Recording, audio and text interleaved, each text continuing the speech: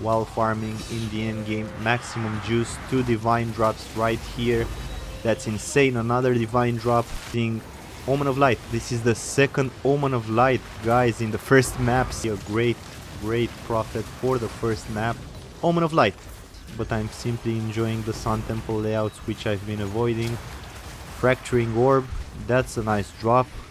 Let's pick up the splinters in this region. Okay, fracture. This is the second fracturing orb. Shit, guys, that's a lot. That's actually a lot. Ninth map does not disappoint. Preserved cranium, guys. The currency drop here. Yo, what up, guys? Welcome back to one of my farming strategy videos using Abyss farming. And this time there's a crazy switch, so make sure to keep watching, because this time around we are gonna switch the classical Jado strategy and we're gonna try something different. One of you suggested that I try this strategy in the comment section, so I'm willing to test it for the first time right here because it's so promising using Doryani. I was telling you guys previous videos about farming strategies and Abyss and all that, using city maps, the Val City being the most profitable biome in my opinion, and I was avoiding in some areas to use Jado on Sun Temple layouts, because Jado, as you well know, corrupts the map itself as you open it and it changes the layout completely. Again, I was stating that Sun Temple layout is one of the best layouts in this league, especially for Abyss farming. That's the reason why I've been trying to avoid running Sun Temple maps using Jado, because of the corruption, because it will break the layout of the Sun Temple, and that's not really profitable. So I was mentioning in those previous farming session videos, I have like 4 of them on my channel. If you want to go check them out, they are very interesting and profits are insane right there using Jado. But this time around I'm gonna try to do those Sun Temple layouts that I was avoiding previously with Jado and do them this time around with Doryani. So let me quickly show you what points are we going to use inside the Doryani strategy with the Abyss farm. We are still using the 8 modded tablets because they are the most profitable, and we take advantage of those 8 mods by simply using evolutionary pressure, because this increases the effectiveness of the monster by 2% for each explicit modifier on the map. The same reason goes here for the rare monsters, which have increased chance like 3% per explicit modifier on the map to increase the monster modifiers, right? And 1% rarity is the chance that increases for the items to drop by monsters which you kill, of course, per explicit modifier on the map. The maps are irradiated with disengaged safeties, so this increases the monster level +1. That's also great for farming different bases. The loot is overall better when you have a +1 level. The third point here is improved calibration, which makes the Waystones have 25 more effect of prefixes or suffixes when opening maps. So either one of them is actually good, because that simply means extra juice on our maps. So the fourth point, and this is highly important, is the volatile connection. This gives us the 15% chance for areas to be cleansed or corrupted. If we have cleansed areas or corrupted areas, that means we have extra raw currency drop in either case. I think cleansed is actually a bit better than corrupted, but still, either one of these two, if we hit it, it will be better for map juicing, for raw currency drops, and so on. So where Jado was using just these 2 points, unexpected missions and partial translations, which contributed to the Abyss farm. Also, keen appraisal was not necessarily connected to the farm itself, but it was somehow connected to the fact that you could drop some items which were exceptional and might later on sell them for some divines. Doryani here has much better contribution for all of the 4 points selected here, strictly concerning the Abyss farm. The rest of the points, besides Doryani points here that I've been discussing, are still the same. We use Amanamu influence here for the Abyssal rare monsters to have the Amanamu influence when they have Abyssal modifiers. They drop omens as an option here, select the second option, and also we select the Abyss monsters have 10% increased effectiveness for each closed pit up to 100%. These are the Abyss tree points which matter, and these are the points for Doryani, and that's about it. That's all there is to it. We are using the same 3 Abyss tablets with increased chance for Abyssal monsters to have Abyssal modifiers, the same increased number of rare monsters option on each of these tablets, and the third good mod for the Abyss tablets is increased monster rarity. So we get that on all of the 3 tablets. I actually got these 3 for pretty cheap, like 60 divine in total for the 3 maps. I got 10 unforeseen consequence tablets here with 16 additional abysses. These 10 I got for around 20 divines, and we are going to use 10 waystones. Similar to these ones, you have the main important stat here is the monster rarity, 103% increase, and also if you can grab some item rarity and some monster effectiveness, that will also contribute to your drops, your raw currency, and stuff like that. So we'll use 10 uniques, the 3 tablet set here, and 10 of these waystones which have 8 modifiers on them. So the corruption, ensure we have 8 modifiers for prefixes, for suffixes. So that's multiplicative to the choices we are making using Doryani. We are going to shoot a quick 10 map sample in order to get the loot, sell it, see the profit breakdown at the end of the video, and you will see how this compares to the previous farming sessions which I've been showcasing on my channel using Jado or including using Hilda, because I also have videos on those, and we'll draw a conclusion from these farming sessions which strategy is the best.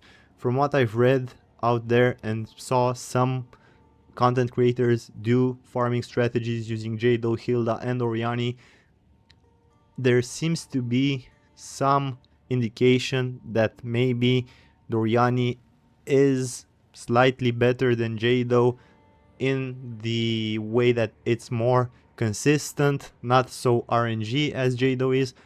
Jado might have a bigger potential in drops, some lucky farming sessions, I don't know. Maybe it's the RNG factor, maybe Jado isn't that consistent, even though I've showcased 4 sessions of 10 maps using Jado, and the drops are quite good I would say. They are around 100 divine per 10 map net profit.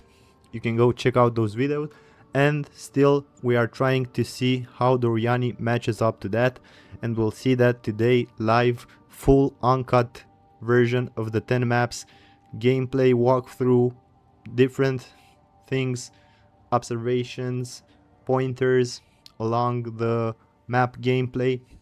So if you want to skip just the profit part to the end of the video, I will include chapters for each map and the profit breakdown below, so you guys can watch in whichever order you like, or simply leave the video to play while you do something else, either play the game or do some chores, or I don't know. It can be a good, let's say, background story for you guys to get a good grasp and a good feeling how each and every one of these strategies actually play out. And let's see how the profit matches our expectations. Now we'll quickly start the 10 map samples, and we'll drop all the loot we find in this first tab here, and then we'll see. Alright guys, let's jump into the first map and let's further discuss why this strategy with Doryani is so appealing and interesting.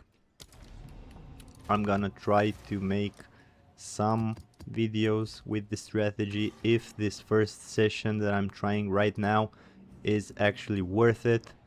I'm gonna be doing more farming sessions in the same style for 10 uncut maps with the full gameplay, and I'm trying to actually figure out which of these strategies is more profitable on average in the end. So at this point I have 4 sessions on my channel for the Jado farm. The average is right around 100 divines per 10 map sample, and maybe if Doryani is around that value, I'll be trying to do some more sampling, more 10 map samples, and then figure out which of these is actually better on the long term and draw a positive and clear conclusion for the Abyss farm, even if these strategies will change in the future with possible balances and updates and so on. I'm gonna still try to cover each of the farming strategies available at that point and come back to you guys with the most recent results.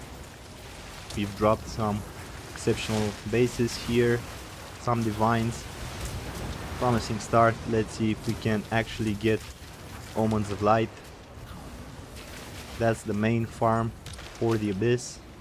Keep that in mind. Omen of Light is the best type of Omen, and it's the highest value drop. Omen of Light, yeah, I was talking about it. The RNG gods heard me and sent one my way, so I can simply be happy from the first map, first try. That's what I was trying to explain, guys, that this Sun Temple map is a cute and very good layout for this farming, as the pits are scattered but not too far one from another. The layout actually enables our Deadeye build to farm very effectively, and the Omen of Light will drop at some point. I think on average it has a good chance to be 1 or 2 per map, and this amplifies our profit by a huge great deal. So we have 2 Omens of Echoes right now and 1 Omen of Light. If this strategy is used for Abyss farming at earlier stages of the league or the season, the drops including Omen of Echoes, those are very valuable at the start of the league, and you can sell them for some divines, and then we can extract a higher value from the same strategy. That's why the Abyss farming strategy is indeed one of the strategies out there which actually maintains value throughout the seasons, the leagues that are going to come, if nothing major changes, and nothing has since early access, since 1.0 or 0.1 rather. 1.0 will be in December, the full game release, and if nothing drastically changes with respect to Abyss farming, I think these strategies right here will be more or less the same, and the key objective is to compare them and see which one of these farming strategies actually has the highest potential. And actually I consider Abyss farming to be also one of the most enjoyable strategies for farming currency, and not only currency but omens, which of course translate to currency when selling them into the open market. And yeah, killing monsters on maps has to be the key point of Path of Exile, and farming this way is actually quite rewarding because you hear a lot of things a lot of divines dropping, as you can see here, and once now, and then when you drop that Omen of Light, the reward is really significant, and you can enjoy the farm. Another divine, shit tons of divines. Yeah, good drops, another divine. Yeah baby. And another thing, wonder what that is. Divine, another divine, and a null orb. A null is actually quite important because it maintains value, and I think 2 null is 1 divine on the market right now. I'll have to check, but that's pretty much the stabilized cost for null. 2 nulls, 1 divine. That's good value right there. Chaos orbs also important. Stack them together at the end of each map, and you'll still get some extra divines when we do the profit breakdown at the end of the chapter. Simulacrum splinters, don't forget to pick those up because they are actually worth quite a lot. Now let's turn back and advance to level 2 of the Sun Temple, the upper part, because we still have abyss pits in that area. Oh, I got confused. It's this way. Yeah, the build is coming together really nice. I will do another update video on the Deadeye IceShot build soon, after just another few farming sessions, because I need to buy some expensive stuff in order to min-max it as high as possible before reaching the 1 mirror total cost. So the update video for the IceShot Deadeye, I'm gonna try to make it for the reasonable cost at below 1 mirror of Calandra, so that it's not actually a multi-mirror build, because not all of us out there have that kind of economy in this season. But still, you'll get a grasp on how below 1 mirror builds can be effective while farming in the endgame. Maximum juice, 2 divine drops right here. That's insane. Another divine drop.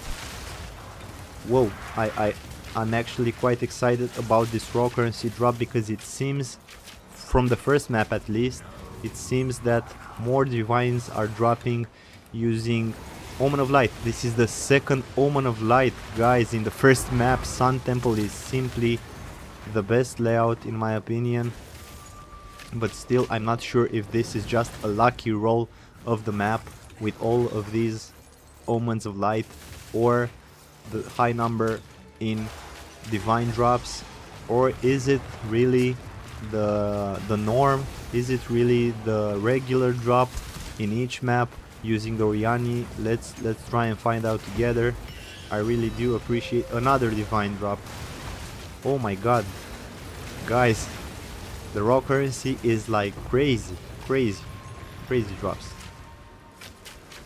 Doryani also drops a lot of divines, but I think that this map we have more than enough divines, even if we don't drop another divine until the end of the map. And there we go, another divine, another omen, another think. It's thinking all around.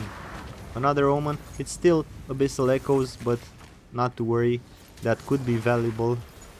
Not at this point in the league, where high-end crafting is not all that let's say active, but still, if we were at the beginning of the season, those omens would be selling for a lot of divines. Some divines maintain value in Omens of Echoes. I mean, Omens of Echo do maintain their value with regards to divines, but not as much as they cost at the beginning of the season. So yeah, still worth picking up and selling them bulk. I think I got like 5 divines for around 30 Omens of Echoes, Chaos Orbs, why not? The Spinning Snake, which is invulnerable. Perfect Exalted Orb, that's a good raw currency drop right there. It's 2.5 divines. Not bad, not bad. Okay, we have to go the other way around now, because the Abyssal Pits were cleared for level 2 of the Sun Temple, and now we are advancing to the next level and still have some pits left. We're gonna be hunting for those.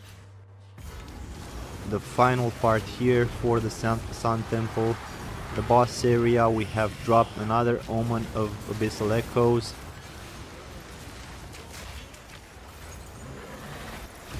Abyssal Depths opened. This is the boss. I actually didn't see him when he activated, but yeah, he died really fast. Let's see some exalts here. So that's about it for this map, and now we are jumping into the Abyssal Depths, because as you guys probably know from my previous videos, I've been telling you this and I can't stress it enough.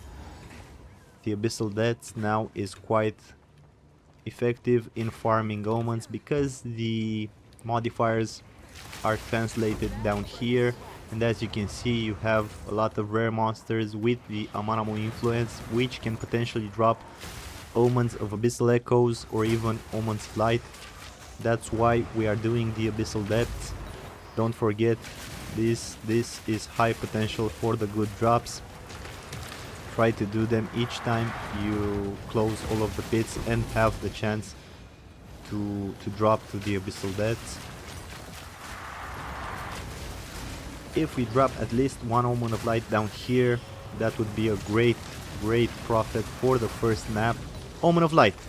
Yeah, I was actually telling you about the profit from the Omen of Light dropping down here, and it happened the very next second. That's what I'm talking about. 3 Omen of Lights in the first map, guys. How insane is Doryani? Welcome to our farming videos, Doryani. I'm planning actually to do, as I was saying at the beginning of the video, I'm planning to do more sessions using Doryani.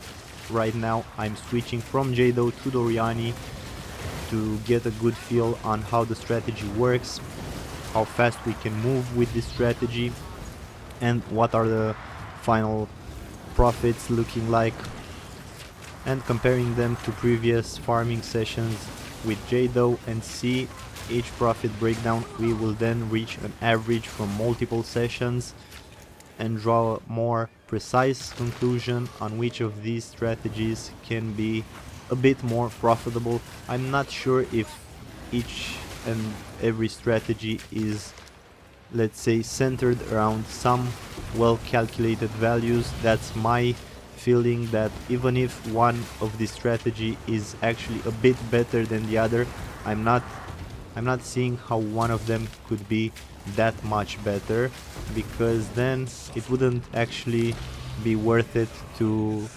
choose one master over the other. It would be a clear, let's say, a clear conclusion for all players, and all players would be using just one of them, and the others will become pointless. So yeah, I'm guessing that they are actually quite balanced, and yeah, there might be some advantages, some disadvantages, but I'm hoping to see the final results even out on the long term. So let's count the profit we are making for this first map. We have 3 Omen of Lights in the first map. That's insane. I guess we have 14 divines, guys, dropping just in the first map. 226 splinters, we are counting those. 1 Annul, 7 echoes, and 1 perfect exalt, which can mean, actually it means like 2.5 divines. And let's see the chaos, 10 chaos orbs here, and the rest of the currency is lesser currency. We are stashing it as always in the currency tab. We are not counting that. Also some other preserved collarbone and echoes and stuff like this. The remaining items we are dropping in a separate tab, so for the tablets we are using the second tab here. Maybe the, let's say, Heart of the Well Diamond. And then we are checking this, 20 exalts, it's not really that good. Let's drop it here. We might as well sell it or give it to some friends out there for just 1 exalt or something. And now let's quickly change to another target. I've been marking all the Val City maps.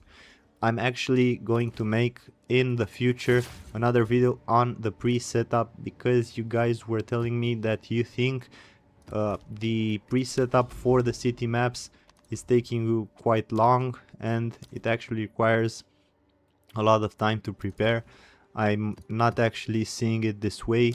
I'm using some of the days to just simply roam around the Atlas, farm the Delirium strategy while reaching certain anomaly maps or citadel maps with Val cities around them, and spawning grand mirrors, because I'm using the farming strategy for Delirium, and of course you spawn grand mirrors when you use Delirium tablets. I am then placing the Delirium Fog on top of the city maps which have Val City biome. I'm then farming the surrounding maps to raise the level to 200% Delirious on top of those Val City maps, which is actually quite fast for my build at least. And while doing this pre-setup strategy, let's say, I'm still farming a lot of Simulacrum Splinters, and I'm selling them for a lot of Divine. And usually it happens that the simple profit from these strategies while traveling quickly around the Atlas and identifying the city maps, the net profit I'm making with almost zero investment, it translates another Divine for the second map. Yeah, so it translates to enough divines in order to cover my initial cost for the Abyss tablets and the unique tablets and the Waystones. And after I ensure the cities are ready, 200% Delirious on top of them, and I sell all the splinters, make a lot of profit, use those profits in divines to buy the tablets for the Abyss strategy, and then I'm ready to do the Abyss strategy with ease. So it kinda sustains itself, this strategy. It kind of pays off once you get into it, once you know how to look for the Cooper citadels, which markings on the map tell you which way to go. You can use Doryani for fast travel, and you can actually do it quite quickly, easy, farm, get those divines, roll in, buy the tablets, and yeah, another divine. I was saying that I'm going to make a dedicated video soon enough showing you guys just how I play outside the farming strategy for Abyss itself, how I make the pre-setup, how I find those citadels, how quickly I generate grand mirrors, how I use the strategy to surround those city maps of interest and then place the Delirium Fog on top of them, and what profit I'm making while doing all of this pre-setup stuff.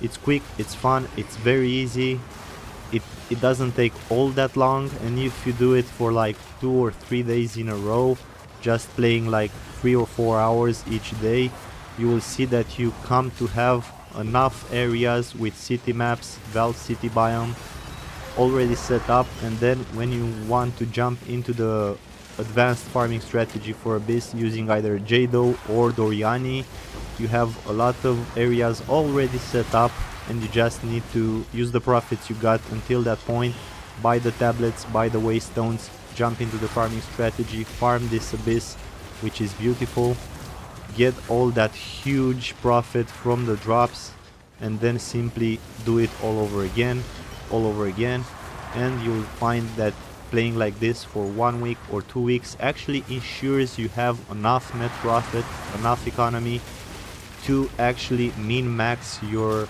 character, either a twister character or a high level farming character like, I don't know, cast on critical sorceress, or even the Deadeye ranger IceShot build which is presented in these videos. This was the option, the league starter for me, and it's still one of the best and funniest and most enjoyable let's say options for a character inside the leagues I've been playing right now in Path of Exile. I've been trying out a lot of builds, a lot of farming strategies, and I can tell you guys, as of right now, I think IceShot Deadeye is one of the best options, or the better option. It's not the fastest one, it's not the tankiest one, but still, if you min-max it with 2 or 3 weeks of farm, you can actually feel that for a build below 1 mirror investment, this is actually a quite solid build. It's actually one of the most enjoyable builds. It's easy to play, fun to play. It's just one button. I'm using just the first left click of the mouse, so I'm just clicking the left click of the mouse. If you prefer the right click, that's up to you.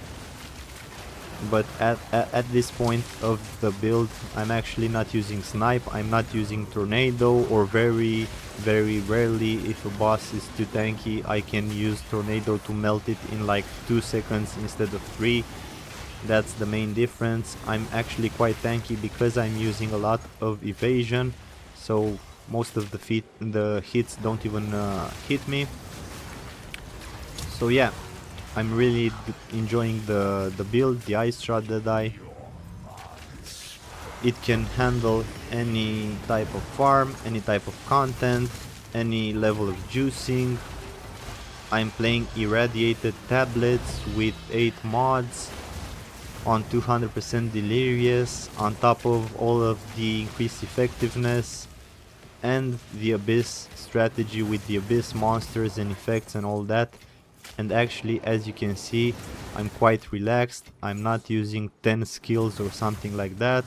I'm not using some high mechanics which interact with different other stuff. I can simply walk around the map with ease, just shoot in any direction, and all of the screens are simply melting. So yeah, it feels quite fun, enjoyable and relaxing. This actually turns to be a quite cozy and enjoyable playstyle, because many guys out there have been reporting that Path of Exile 2 is one of the most or more complex games. Its difficulty is quite high and you have to be careful at each turn how you place yourself inside the map, which targets you're hitting, which are your priorities, and if you are not paying attention for 1 or 2 seconds, you can easily die. But I'm telling you guys that using this build, that effect diminishes quite rapidly. You can actually build up your economy quite nicely in 2 or 3 weeks, or even 4 weeks, let's say, of farming a few hours a day. The build is quite easy to scale and has a smooth progression. It's viable starting the end game with, let's say, tier 11 maps and then moving your way to tier 15. Then you can actually run some abyss farming without delirium on top. Then you can move on to run the abyss maps with 200% delirious, and it will feel like a pleasant and smooth progression inside the 2 or 3 weeks. And after this point, once you get to a certain level and certain breakpoints and stats, you simply become more of a immune immortal god, which actually doesn't die all that much. And yeah, you can farm while being relaxed, while being, I don't know, connected to other stuff, watching some background videos or listening to a podcast. You don't have to stress that much. Yeah, the drops in this second map are not as good as in the first map. No Omen of Light dropped so far, but we still got some omens like Abyssal Echoes and some divines. The coffer right here just dropped 1 divine. It's a good chunk of profit. We are not expecting that each map drops 3 Omen of Lights, that would be insane. But still, if we get on average 1 or 2 Omens of Light on a map, that's actually quite high profit-wise. Divines are still dropping, maybe not 14 as they dropped in the first map, but still a good number of Divines have dropped this map as well. We got some tablets, we can see some raw currency, some splinters.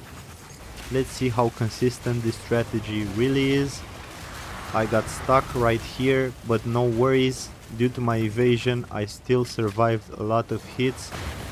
Most of the characters or builds which do not rely on evasion and actually prioritize a higher energy shield base, or just simply being more mobile using temporales and all those shenanigans, would have probably died in a situation like this when I was previously... Oh, the Ancient Rib caught between those monsters and the ledge here. So that's what was actually quite uncomfortable, because I couldn't move using the keyboard, and I had to do some rolls and kill some monsters to clear my path in order to get out from that tight corner. So yeah, the evasion actually played its part right there, because all of the hits, all of the explosions, they actually didn't damage me all that much. I do still have quite a good solid base of energy shield and life. So yeah, that's another safety mechanic. And being the IceShot here, the main skill, it freezes the target, as you can see here. And if it freezes the target, it actually can't hit you, right? So we are layers and layers of defensive survival stats without actually compromising when it comes to clear speed, movement speed, mobility, or DPS. That's why I really enjoy the balance brought to us by this insane IceShot Deadeye build. So yeah, that was it for the second map. No Omen of Light, but still we had some raw currency dropping. Let's see what the profits are from our second map. We had 6 Divine drop, 1 Annul, 4 Abyssal Echoes, 1 Ancient Rib, which is actually quite significant. We'll see how much value we take from that. 267 Splinters and 6 Chaos Orbs. Let's quickly get rid of the lower currency here. Okay, identifying the tablets, dropping them in the second tab for later crafting. And now let's quickly sell the remaining stuff which we don't need. Is this jacket worth anything? Just 20 exalts. Maybe I'll give it away later on for some people out there which are still interested in crafting. And then Abyssal Tablet right here. Let's grab another Waystone and quickly jump into the third map. Let's see, is it here? Yeah, the Sun Temple is here. This is the third map, guys. Let's see if the third map is a bit better than the second. The first one was insane, that's for sure. Another word of advice: when you jump into the map and you have a build which revolves around using the most insane belt, in my opinion, Headhunter, keep in mind that Headhunter steals the modifiers off of rare monsters which get killed, and while jumping into the map you don't actually have all those modifiers active on you, and then they can highly increase your DPS and even your survivability, your resistances, your evasion, your critical strike chance, and yeah, that scales along the map. So do keep in mind that when first jumping into the map, it is wiser to spot some rare monsters, kill them from a safe distance, build up your modifiers, and then simply watch your tooltips for the DPS and for the resistances here go up and up. After a nice spot where you feel comfortable with your DPS increasing, your survivability increasing. You can then relax even further and know that whatever comes your way, you can actually deal with it without being panicked, and actually pay more attention this way to possible rough situations where you get stuck, or try to avoid those areas where you simply do not feel safe because of the monster density or other factors. And try to play the build in a decent progression. Don't try to jump in too quickly. Just increase the map level, so the tier of the waystones. Increase the number of modifiers on your waystones. Increase the type of content you are doing, from let's say normal content to breach, to then probably delirium, and then some abyss, and then try to combine delirium with abyss and see how your build holds up from one part to the other. You'll steadily farm you'll simply increase your economy by taking this approach. You're going to build better items like a better bow, higher critical strike chance, better DPS, higher freeze build up, better survivability due to evasion, and increased energy shield.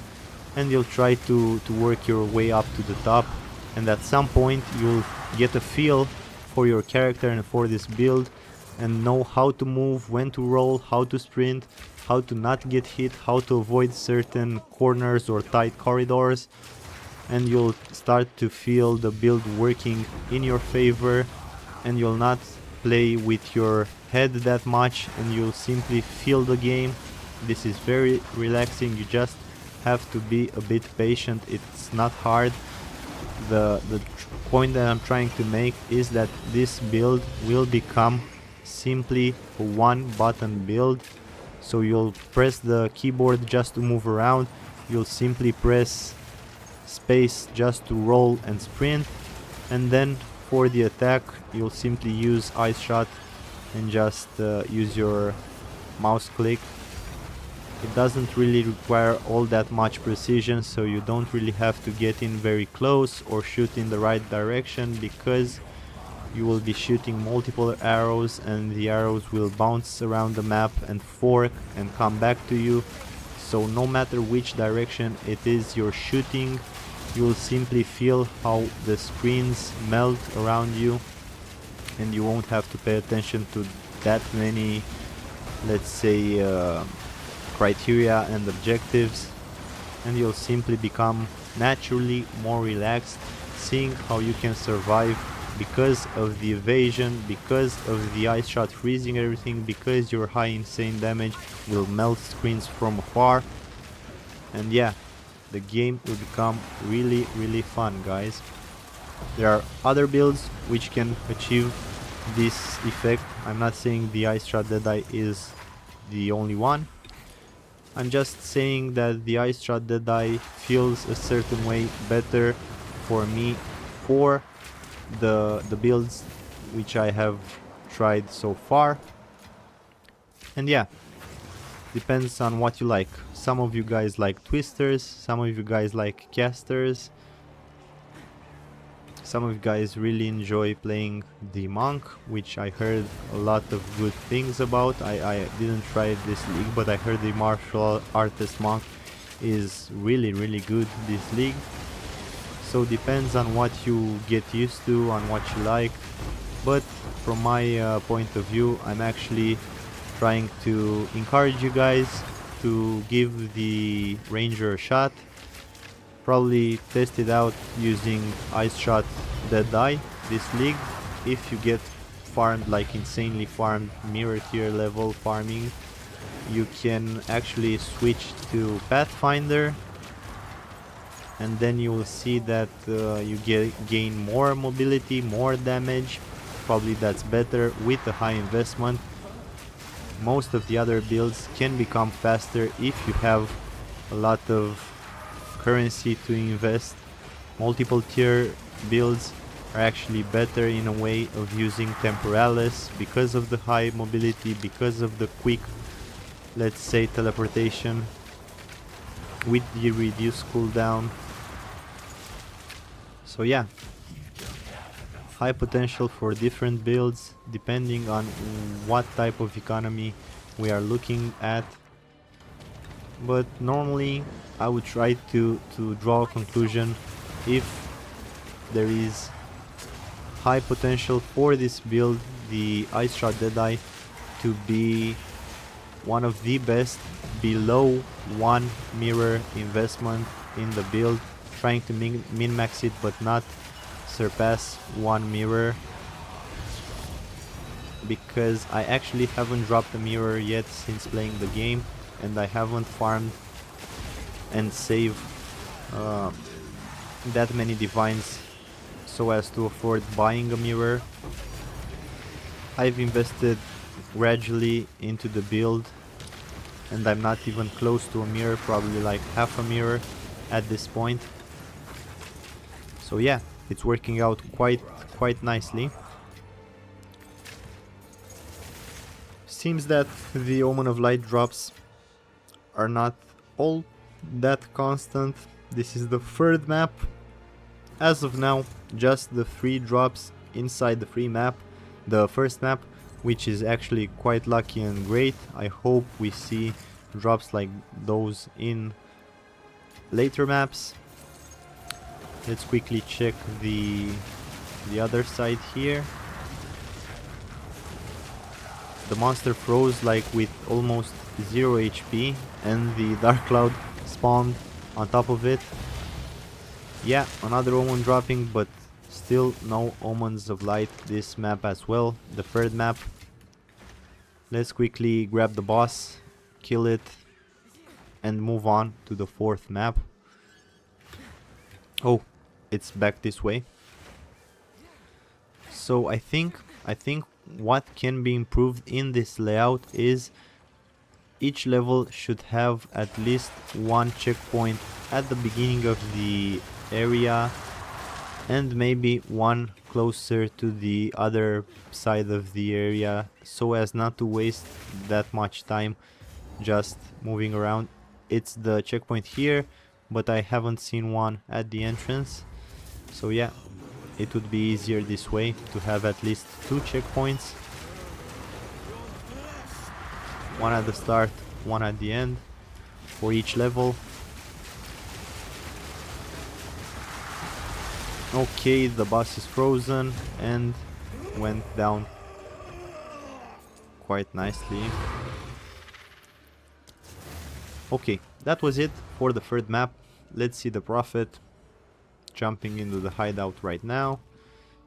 And not a lot of Prophet this map, just 1 divine, 16 chaos, some splinters, 3 abyssal echoes. Is there anything else? I think that's it. Let's move on to the currency tab, drop the other currency here. Yeah, some desecrated omens or something like that. Okay, identifying, moving to the tab section here, the second tab with the okay, so this, the grand project heredity tablet, I'll count these as lucky drops, but still it's valuable. It's around 7 divines, so this drop alone actually did save and balance out the other drops in the third map, as these other drops were not of high value. But that tablet is actually quite lucky. So yeah, that was it for the third map.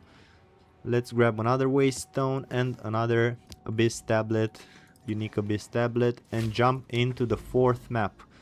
Let's see what the fourth map can bring us. Let's move to the target here, look for the Sun Temple, and jump to the fourth map, guys. Let's go.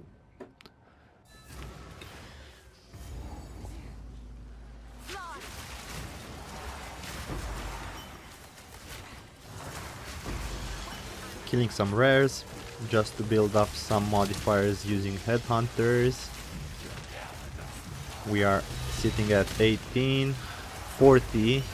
So you can see the number of modifiers stolen by headhunters is scaling up quite nicely, just 10 or 15 seconds into the map. Omen of Light, shit. Yeah, baby. So yeah, as I was saying, the modifiers stolen by headhunters do scale up quite nicely and really quick. You jump into the map, 15 or 30 seconds tops, and you'll see you have around 40 modifiers or even better. And yeah, that greatly increases all of your damage, all of your survivability stats. It's simply great using headhunters. The only downside is for, let's say, more fragile builds, the effect which is still which moves you closer to the enemy, so those jumps which are quite unpredictable, you gotta look out for those, because the effects will throw you around the map, and if your build is really squishy, you risk getting one hit or one random explosion hitting you, and yeah, then it's over. So be aware of that. While using the headhunter, you really have to possess another defensive layer like high evasion or high energy shield or freeze, just to ensure that when you're thrown around the map inside the enemy pack, you do not die almost instantly, or if you do, try to avoid using headhunters. Abyssal Echoes, well, that's okay. Divine Splinters,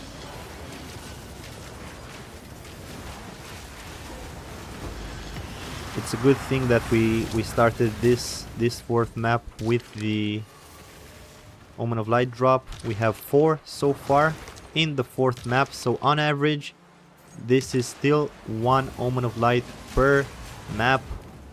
The maps can be done really quickly. I'm actually getting confused looking around here and jumping back and forth because I'm actually doing the voiceover while live playing these maps, so that can get a bit distracting. But still, if you are highly focused just on clearing maps and you have some peace and quiet, I'm betting that you guys might actually do these maps even faster. And yeah, you'll see that the time it takes to do 10 maps will be on average, with a good enough build, around 1 hour, maybe 1.5 hours.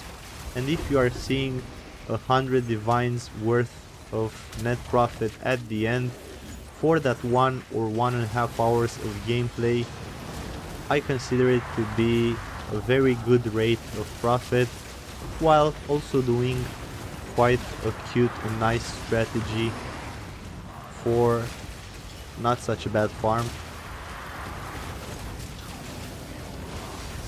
Omen of Light, the second Omen of Light, boys. Yeah, Omen of Light, that's the name of the game. While I was playing the third season, I can't actually remember how that league was called. Maybe the Val something, Return of the Val. Is that a thing? Return of the Val? It might be. So it was the league where the Val Temple was actually the most farm strategy, using that snake build around the map with those different rooms which interacted with one another. You guys know it. So in that league I was playing, I think, Lightning Arrow, Lightning Rod, Deadeye, yeah, something like this. And I was also prioritizing farming Abyss all over the other strategies. And at some point at the beginning of that league, the Echoes and the Omen of Lights were not all that much of a cost. They were not that expensive, like maybe 10 or 12 or 15 divines, somewhere around that value. But as the league progressed, for one reason or the other, they actually got higher and higher in price, and I was just farming Abyss since the start of the league, and I was stacking. I had like hundreds of Omens of Light, and yeah, I was stashing them in order to probably try to do some endgame crafting at some point. And one day I've checked and the price was something around 17 divines, 70, not 17, or even higher at other moments. So yeah, I could sell just a few omens of light, and I was getting hundreds and hundreds of divines to buy whichever items I was looking for in the trade market. That was really satisfying, and since that moment until now I've actually been keeping a close eye on the market, on the omen drops, especially omens of light, and I really got a cool notion in my head that omens of light are the way to go inside the trade league economy. And yeah, it hasn't failed me so far. I actually enjoy farming Abyss. I'm making a lot of profit for the little time I have at my disposal to actually play the game and enjoy it. I'm never the guy to actually sacrifice all the enjoyment for this wonderful game just to get ahead on certain strategies. I do think that probably some advanced strategy thinkers out there, the veteran players, which have much more experience than I do from Path of Exile 1, maybe they can figure out some other strategies like using Grand Expeditions, the Aldor Sagas, and other types of farm which can actually prove to be better in the end as profit goes. But I'm not really trying to make a video about the purest, most single high profit strategy in this game. I'm actually trying to get you guys to try different Abyss farming strategies, because that's my main focus in this game. That's what I like. I do enjoy playing the game this way and getting mapping, wiping entire screens of monsters, not trying to place some other mechanics on top of this playstyle. So the easier it is, the better, and the more relaxing it is for me to simply walk around the map, press the mouse a few times, see how entire screens melt, and enjoy the drops, the things, and all of that good stuff. So at this point I'm just simply trying to find the balance between a straightforward and easy to master strategy, which also has a decent amount of drops, raw currency or otherwise omens, which can sell for a lot. And yeah, I do notice that the Omen of Light is actually lower and lower in value on the market. It's okay. That's the inflation of the league. That's the fact that the league is actually staying still right now because many of the players have shifted to Path of Exile 1. And then when the league becomes more active, probably when in mid-September there will be a event league, probably with a new economy, the Abyss farming strategies will become again more relevant, and the profit made from these with Omen of Light and Omen of Echoes selling for better price will actually be the way to go. And yeah, that's what I'm trying to figure out and test all of the combinations here for Abyss. I've been starting out using Hilda, which was great for the beginning strategy. I've moved on to Jado. That was a great transition, and I figured out how Jado works, and it made me a lot of profit. And now I'm simply trying to use Doryani, and I hope Doryani will be even better. Yeah, 2 Omen of Lights, which dropped in the 4th map. That's really nice. The Abyssal Echoes, just 3 of them. Some Splinters, 2 Annuls, 4 Divines, 9 Chaos Orbs. Let's see what else. I think that's about it. Some Greater Exalts, but I'm not counting those, even if they do mean something.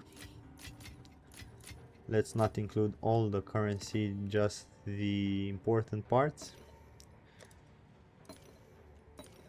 Okay, I'm not sure what this is. I'll just quickly drop it in the tab here. Let's identify the tablets, drop them safely in the 2nd tab. right? Or the third one, I'm not picky. Let's see this. Oh, this drop is 3 divines. What? Because it's 3 socketed, maybe that's why. It's 3 divines at the lowest price here. It can actually be more, or am I seeing some old prices? Let me try to sell this one. If it really goes for 3 divines, that would be a pleasant surprise. I'm not sure if that's the real price. We'll try to sell it, see until the end of the video if this actually sells. Okay, so we have 6 maps remaining. Let's jump into the 5th map using Doryani. It has been going so good until now. Let's run the 5th map, boys. Thank you for all of you guys who are still watching at this point of the video. I know that this long format can be a bit tiring and most of you guys do not have the patience to actually watch the entire video, which is actually fine. It's not intended to be watched in one sitting, only for those guys who enjoy leaving it in the background while doing other stuff. But that's why I'm trying to include the chapters for each and every map, so you can quickly jump in the map of your choice for some interesting drops or some cool moments, or the chapter right at the end with the profit breakdown and comparison to previous sessions, to other Atlas Masters, and you can simply draw your conclusions from that sector of the video, so you don't actually have to watch a 2-hour video. This is the Omen of Light dropping in the 5th map, so we have 6 Omen of Lights so far at the start of the 5th map. That's really promising for the first half of the 10 map sample. Some divines, but the Omen of Light is the key item here, the chase drop. Okay, let's see the pit on. Let me quickly check the corner here. Okay, so I've activated the checkpoint right there at the entrance to the next level. Another Omen dropping, but this time it's Abyssal Echoes. Not to worry, we'll get lucky some other time. The bonuses offered here by these, what you call them, shrines, right, can actually contribute by quite a lot depending on the type of bonus you are getting. The shrines are actually, yeah, so I just died right here. That's unfortunate. No matter, it happens. Okay, so we are counting this as the 5th map. I'm not even trying to cut to another map. We are simply counting this profit as being the profit from the 5th map, because we actually got a bit distracted and died. This happens from time to time, there's nothing to worry about. So we are just counting 1 Omen of Light inside the 5th map, 2 Divines, 2 Echoes, some Splinters, 2 Chaos, and the rest is history. We are simply accepting the loss, let's say, for that death. It hasn't happened in like 2 weeks or something like that, but still it can happen. We are not actually invulnerable, so when something goes wrong, terrible coincidence, some explosions, some staggering effects or something like that, you can actually die from now and then. I didn't actually check the HP, so yeah, we are dead in the 5th map, but still we have a good profit base here, and we'll move on to the 6th map without counting another map as a bonus. So that's it for the 5th map. Alright guys, let's go head onto the 6th map and hopefully we recover some of the loss from the 5th map, because we died. We still got lucky, dropped an Omen of Light before dying. That still counts as something. But yeah, let's see if the 6th map is more profitable in that regard. Let's build up our modifiers.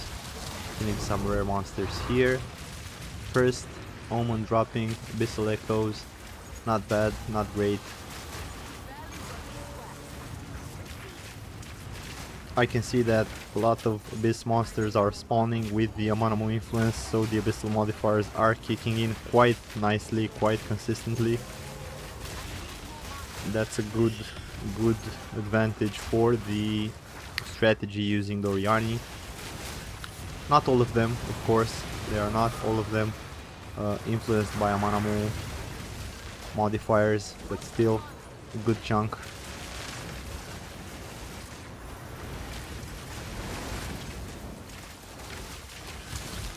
Those ones right there were not. Okay, these guys right down here are. Let's lure them outside the Dark Cloud. I killed that one as the Dark Cloud was generating on top of it, so it dropped no omens. That's unfortunate. It happens from time to time. We still have to get used to losing some after winning some. Another Divine, that's cool. We killed the Rogue Exile. The echoes were dropping as I was facing the other way, which means my Deadeye mirror, the Mirage Deadeye Archer, killed them. That's insanely strong. Never neglect those guys. They kick in quite nicely. The coffer here didn't drop any divines. Unfortunate, but sometimes they do, so do make sure to pop those coffers.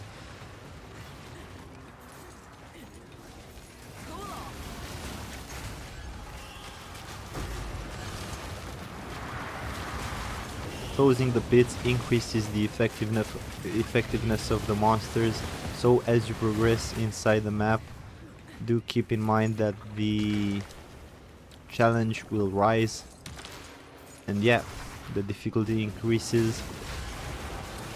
Gotta stay clear from those tight corners so as not to risk exposing too many hits reaching your character. Even with a high evasion base, you are not blocking all of the outside damage, so some of the hits will land. The important stuff here is that hits do not one-shot you, and then not many hits come packing your way and hit all together, because if they do, if you get really unlucky, which happens from time to time, you will be instantly killed, losing access to the rest of the map. Because we are not using any revives, you do have a point while using Doryani to get an extra revive, even if you are using Waystones like with 8 modifier corruption, but we are not using that for the moment because we don't actually need to be revived all that often. As I was saying, in the last 2 weeks I think I got just one death, and that's simply because I'm not paying attention the entire time.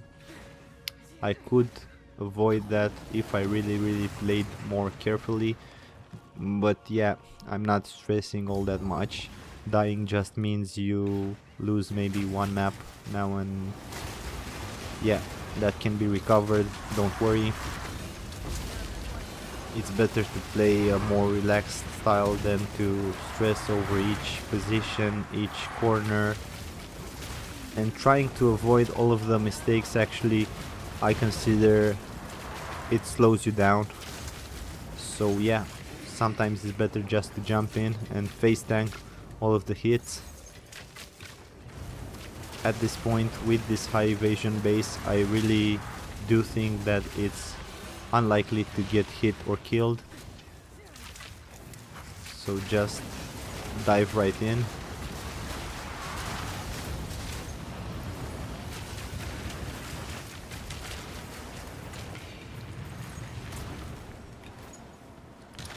If you guys feel that on this build you lack some defensive stats, You can try to simply get other items which increases your energy shield base, and then you'll have greater chances of actually taking more hits and not dying. So yeah, I'm actually prioritizing just the evasion, and the energy shield source is just my helmet, which is not really upgraded. I have this helm since the first 2 weeks, I guess, of the league. So if I were to buy a 100, I think a 500 or 600 divine helm, I would actually increase my energy shield base and ensure higher survivability for the same stats. But I'm actually trying to farm a bit more than that, so when I do switch to my other upgraded helmet, it will actually have Raven touched, and I can allocate another instillment to my amulet which has that Raven touch instilled, so I can benefit from even more bonuses in the passive Atlas skill tree. How is it that I reached the end of the map? Faded crystals, crisis fragments rather. Yeah, and I still have some abyss pits left. I think I missed a couple of them, so I'll have to go back. Let's quickly see what this boss is dropping. Not much value there. Let's go back and see where are the pits. Oh yeah, this is the one right here.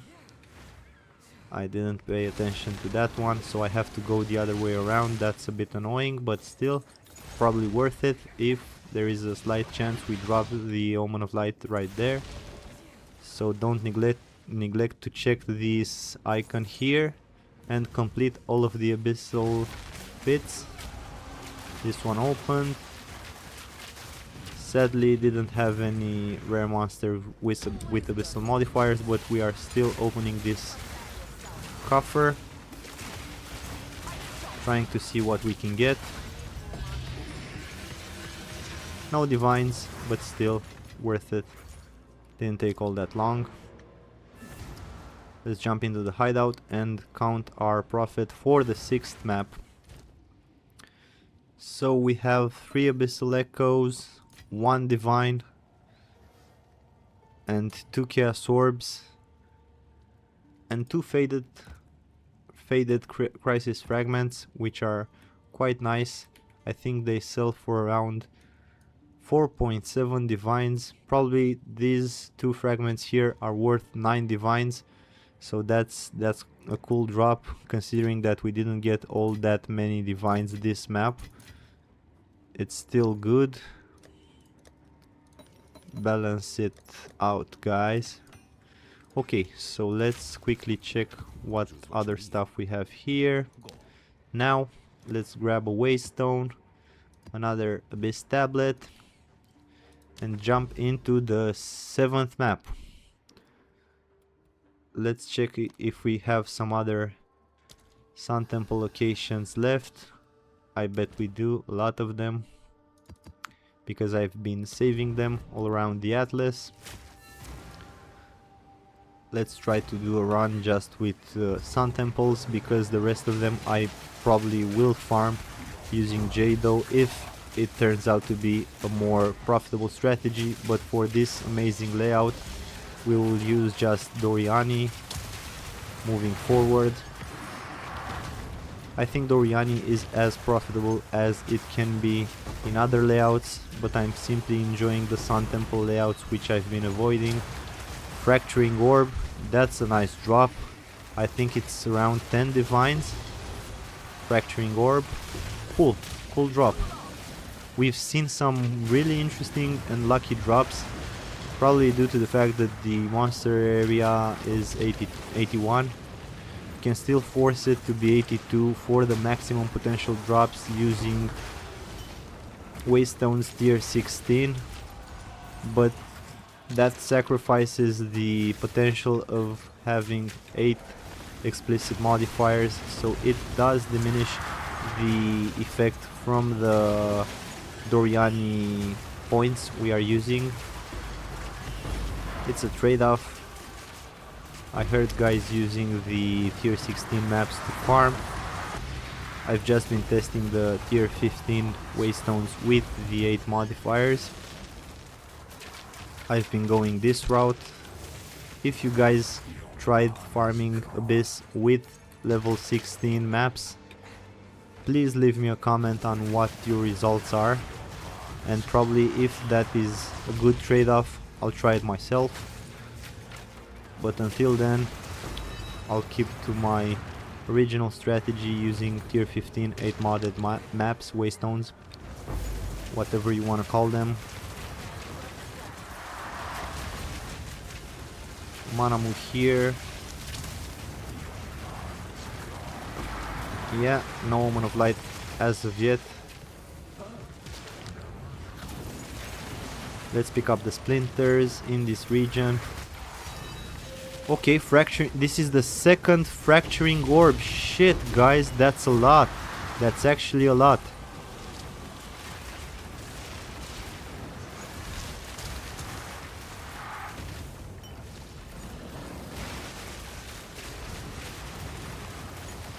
Yeah. Really dangerous, this map. Dangerous. Being thrown around with this headhunter effect, not the safest thing, gotta give you that. But actually the chances of you surviving hits increases if you get the reflex to simply dodge roll. The more often you are leaning on that mechanic, the higher the survivability chances are. So I've actually removed that, let's say, obsession from my gameplay, being so tanky due to the evasion. But at the beginning of the end game I was using dodge roll more often, and I think that contributed to me not dying as much. But since I got a high evasion base, I actually tried to dodge roll less and less, and I think that's the issue sometimes. Dodge roll mechanic also triggers the Mirage Deadeye. So yeah, another divine drop here, some chaos, that's cool. Counting as raw currency. A lot of simulacrums we are seeing in this map. Exalted, you can pick those up, but they are not really that valuable at this point.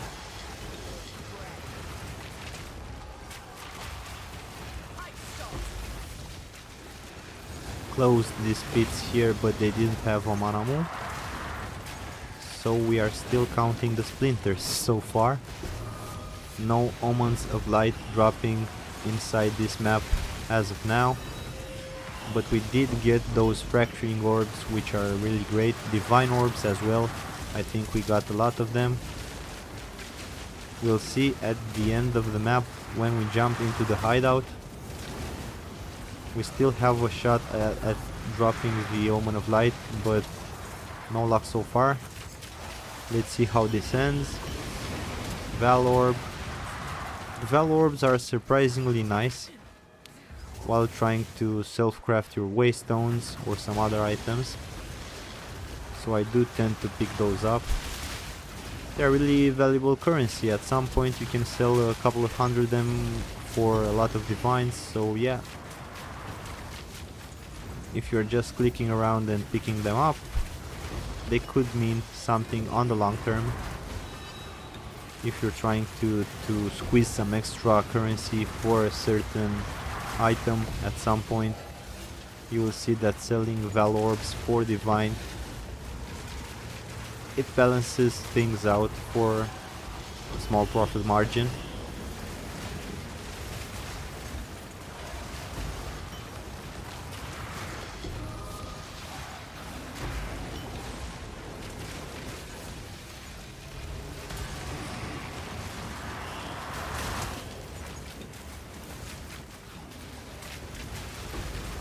Okay, other omens, but still no light. Another thing Omen of Abyssal Echoes, still no light. Two of them actually. Two echoes, no light. Unfortunate. Still worth something. Let's kill these Delirium monsters for the splinters, Chaos Orbs, and so on. Cool. A Manamu down here. Another Omen, still no light. Don't get lucky each day, guys. Can't complain. Another Omen, Abyssal Echoes, no light. This is not even a Manamu. We killed that sucker. Let's go right down this way. Trigger the essence. Abyssal Echoes before the dark cloud forming. That's nice. Another Omen, still no light. Guys, I think this map is not actually the luckiest one from the Omen of Light perspective. It's not dropping, but still we are seeing raw currency, which is really valuable, and we are seeing a lot of Simulacrum Splinters, and we got that Fracturing Orb dropping twice. So yeah, sometimes it works out for the raw currency, sometimes it works better for the Omen of Light. Simply have to be patient and keep trying.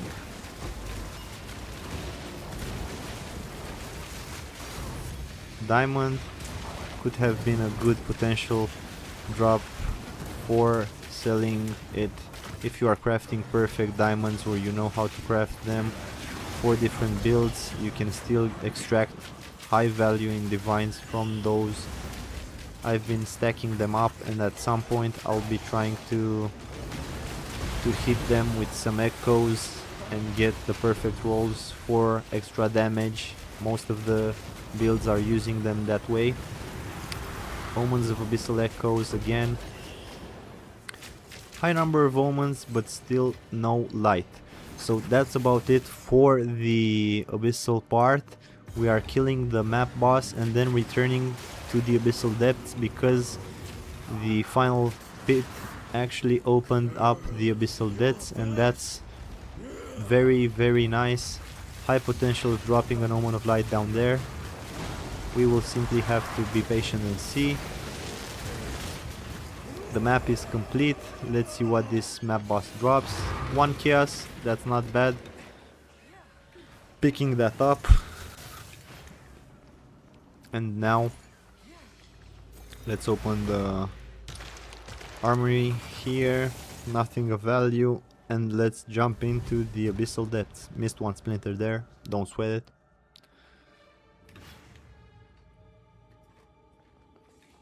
So for our further and further evolution in this league and on this channel, I was giving you guys a hint. I'll be doing an update to the Deadeye IceShot build soon enough, for the min-max of the character below 1 mirror value, so you guys can see how efficient this build can be without breaking the bank for 1 mirror investment. And after that probably I'll do another video on the pre-setup for the city maps, even though I have an older video somewhat close to that subject, but I'll do a quick dedicated one to see if the setup actually can go faster than expected. No lucky drops down here as well so far. Some omens, not the right ones.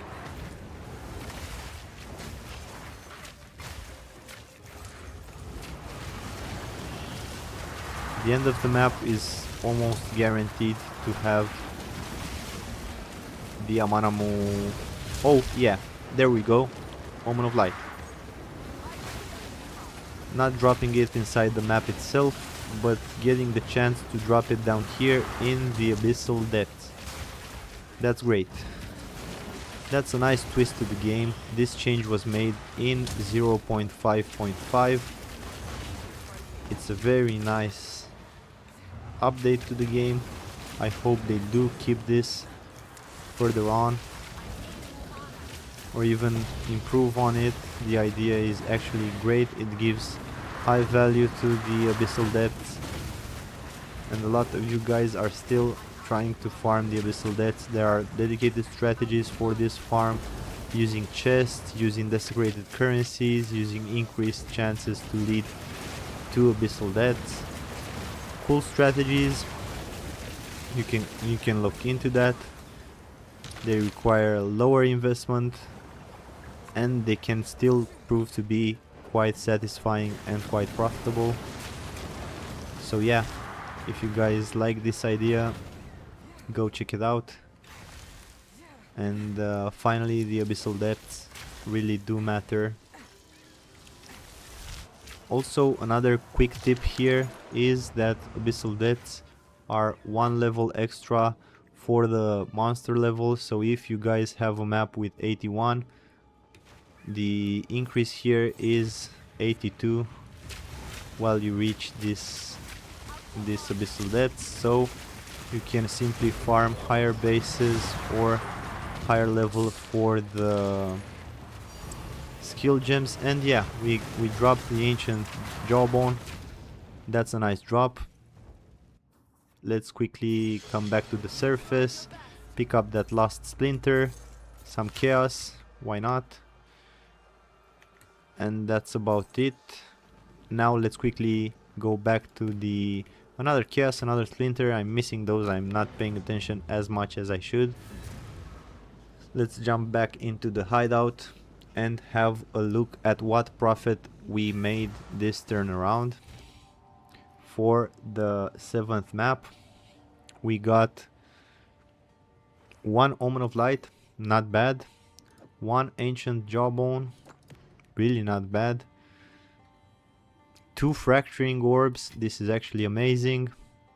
4 Divines, 16 Chaos Orbs, 184 Splinters. This is actually a nice drop, quite valuable at the beginning of the league, but we are not counting this charm. 6 Abyssal Echoes. Is there anything else of value here? 1 Greater Chaos, why not? That's valuable, right? Okay, so the rest of the currency is actually going into the currency tab. Okay, that's about it, I guess. And then the desecrated currency goes here with the rest of the omens. And now let's quickly identify the items and drop the tablets in the secondary tab.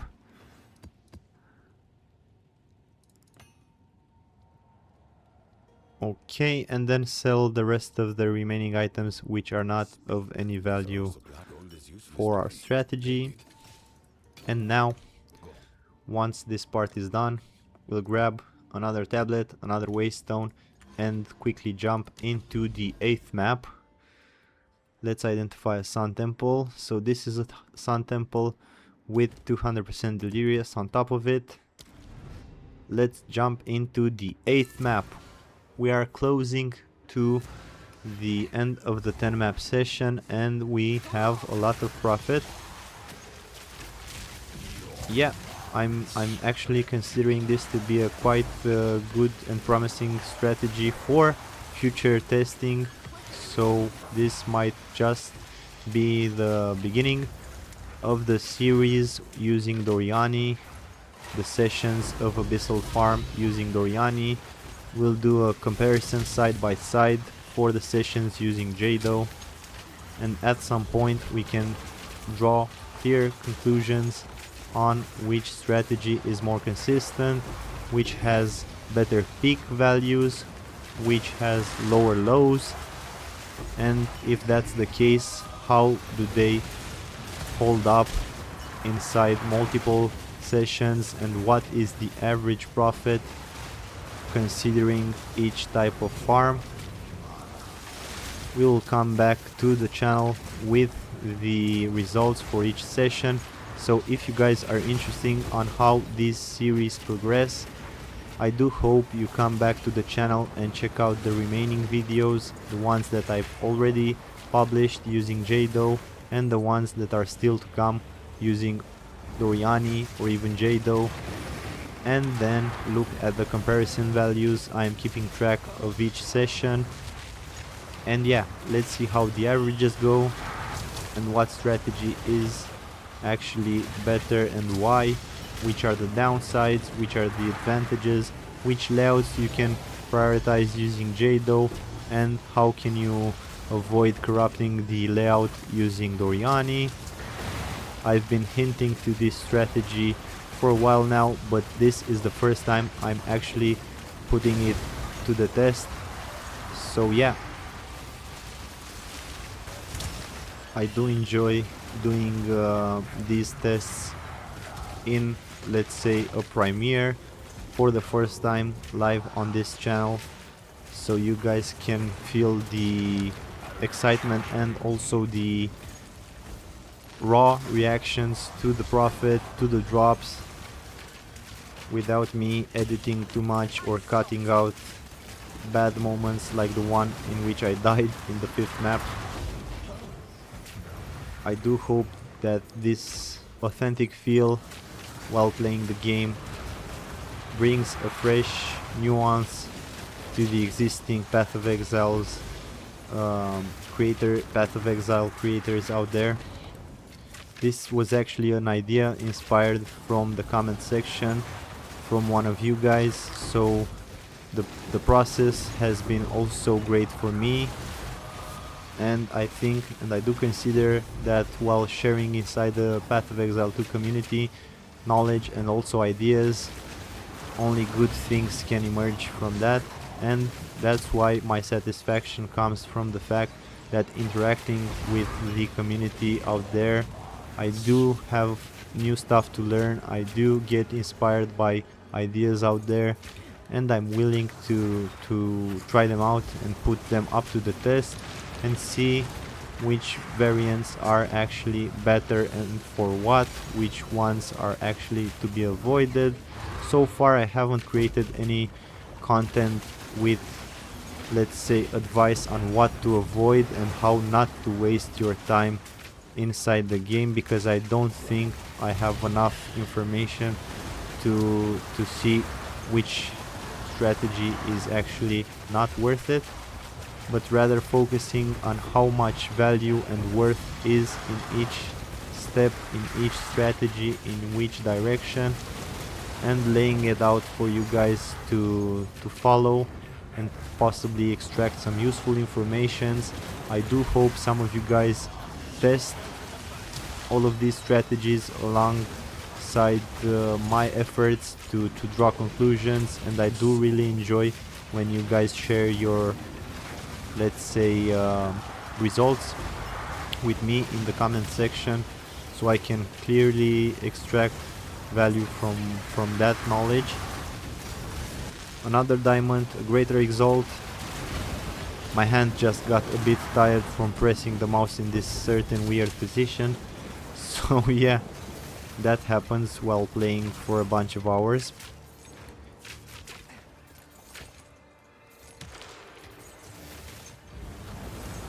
Mana monsters here, let's see if we get lucky and see. No, we just got the Omen of Abyssal Echoes, summon all. Come on, Omen of Light. Omen of Light drops, that's what I wanna see.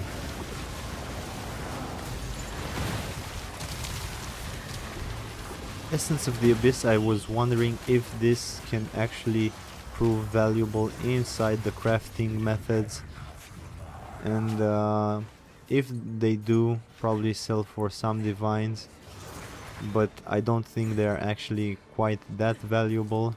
I think I sold a couple of them, or a dozen of them, somewhere close to divine price, but I don't know, I'm not sure.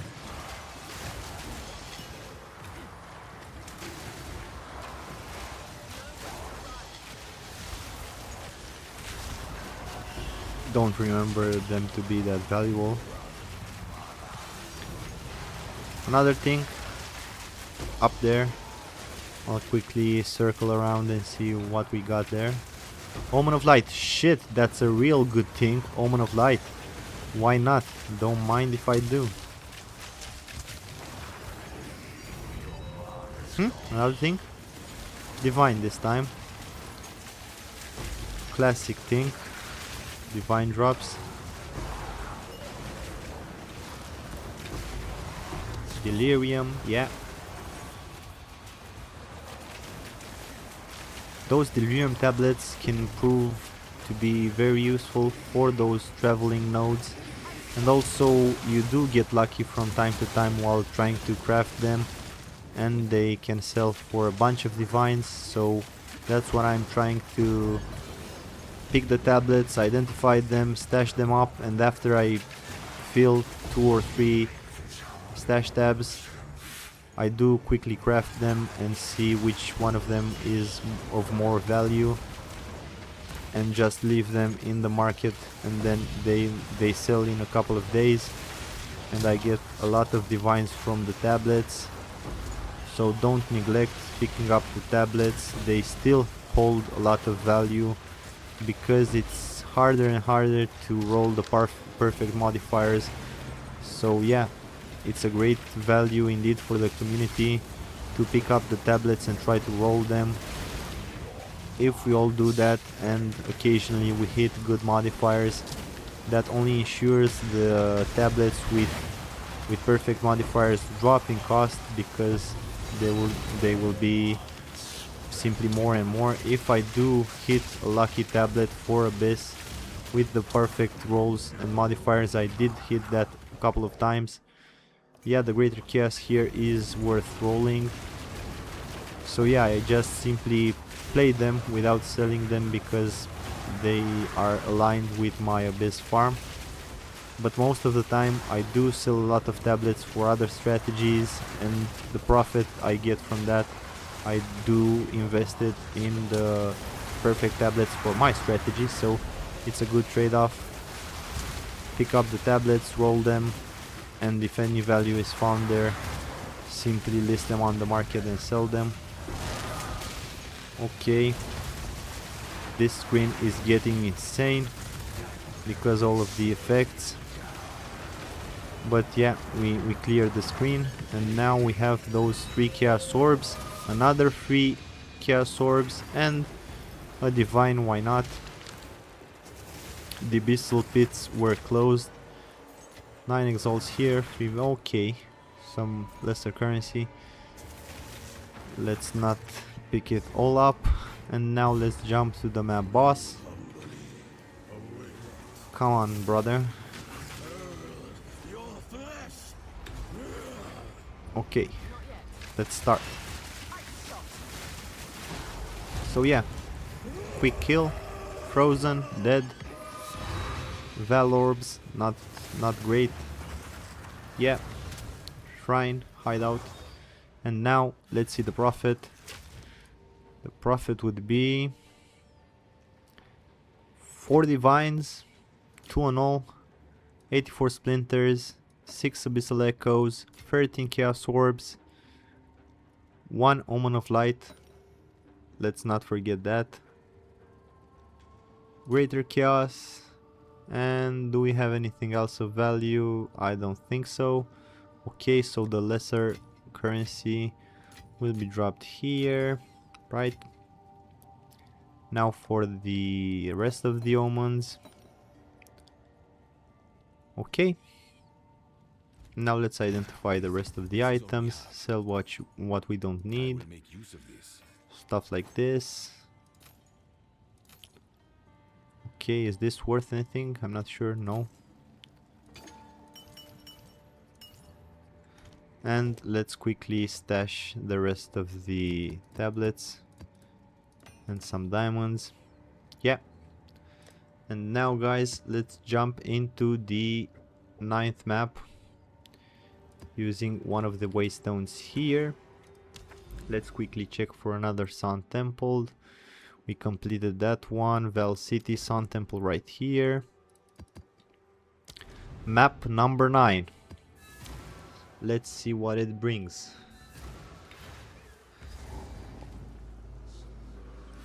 so far the strategy is what it was expected. It's a bit consistent, it's a bit steady, not in each map, but I think across multiple maps the profit averages at around, I don't know, 20 or so divines, which is not that bad. Another divine here, the first divine drop. The omens of light are not bad so far. I was fearing that they were going to be less and less, but no. From time to time we do drop that omen of light, so it's comparable to Jado in this regard. We dropped many omens of echoes, a bunch of splinters actually, and those other raw currency drops like fracturing orbs. We had some crisis fragments or faded fragments, I don't remember which one, but we'll see at the end in the profit breakdown. We did drop some ancient currency, 2 divines in 1 drop, and abyssal echoes, not bad. Still waiting for the cloud to clear here, and abyssal echoes. It's okay. No light, no worries. We'll still have to wait and see until the end of this 9th map. If we get some luck, we'll see some light.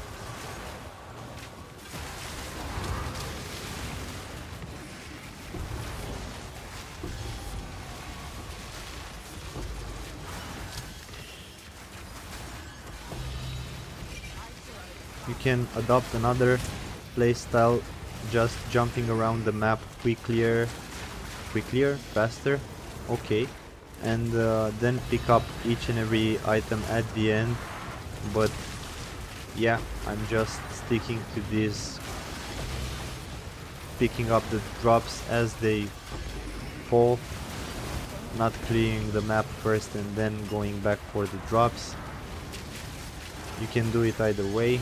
I think the second way would be faster, but you risk dying and not picking up the valuable items. So in that regard, if you are certain that your build can withstand every risk, you can simply clear out the entire map and then come back for the drops. It might actually save you some time.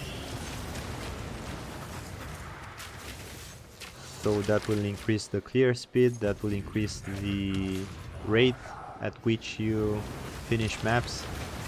So in terms that oh, Omen of Light, yeah man, yeah, that's the stuff right there.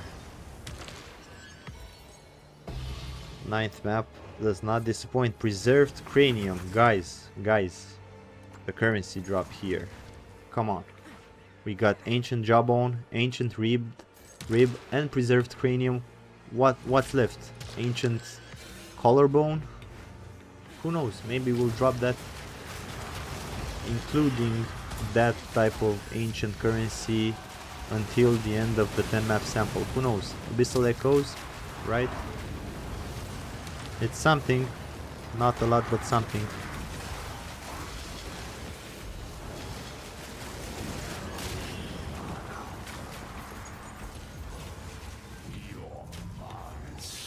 Okay, it's that way, the boss level, but we still have some abyss pits and some splinters to pick up, so we'll be careful here.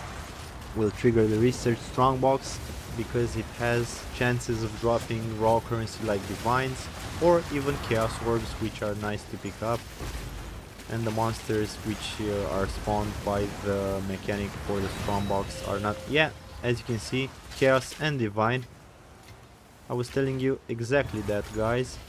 That's the fun part in testing the maps and the strategies while actually doing live commentary. You are talking about one thing, and while you are trying to prove a point that in theory it can happen, the game throws a lucky one at you, and you can actually see the point I was trying to make actually comes to happen in reality. So I have to waste no further effort in trying to prove a point, because the game does it for me. Thanks, game. RNG gods are listening. A null. I heard a thing. Was it the echoes back there? Was it something else? Echoes down here. Okay. A rogue exile spinning around, getting hit off screen. Another advantage for the Deadeye IceShot build, using a Warmonger bow this time. If you upgrade it from Obliterators, you actually don't compromise on the range of your projectiles, and projectiles do tend to hit off screen quite far, and yeah, you can simply kill stuff while not being into direct contact with it. Another layer of defense would be the strong range in offense. Not to tell you guys about the freezing part, because while you are hitting off screen, the targets are getting frozen and they don't actually come near you to hit you, and that also increases your survivability, because you tend to keep everything frozen. And now I'm actually not stacking freeze build up anymore, because I have very high amounts of damage. But you can actually go another route with this build and stack freeze build up. I'm planning to anoint climate change on my amulet once I upgrade my helmet, and if I upgrade my helmet to a decent one with Raven Touch, I will have Raven Touch on the helmet, and then I'll have climate change on my amulet. So far I have anointed Raven Touch on my amulet to use that extra jewel socket.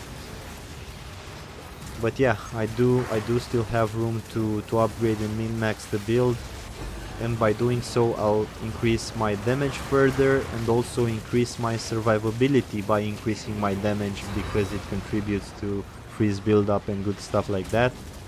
So yeah, that's the point I'm trying to make. This build in particular, the IceShot Deadeye, is great at scaling damage, and once you get to scale your damage, you can get to scale your energy shield, you can get to scale your freeze build up, and that actually increases not only your damage or your offensive capabilities, but also your defenses, your survivability.